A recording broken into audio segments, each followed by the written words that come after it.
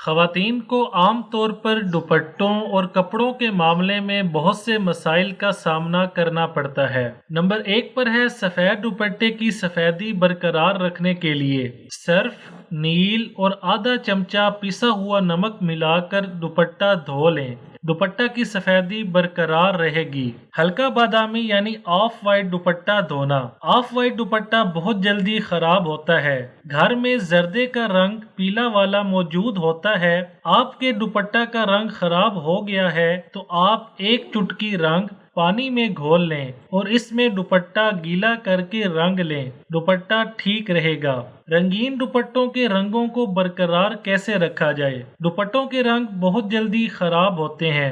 آپ دوپٹوں کو ہمیشہ شام کے وقت دھو کر سائے میں ڈالیں۔ دن میں دوپٹہ دھونا ہو تو آپ فوراً دھو کر سائے میں دوپٹہ کو ہلا کر خشک کریں۔ گرمی ہے تو پنکھے کے نیچے جا کر سکھا لیں۔ اس طرح دوپٹوں کے رنگ ٹھیک رہتے ہیں۔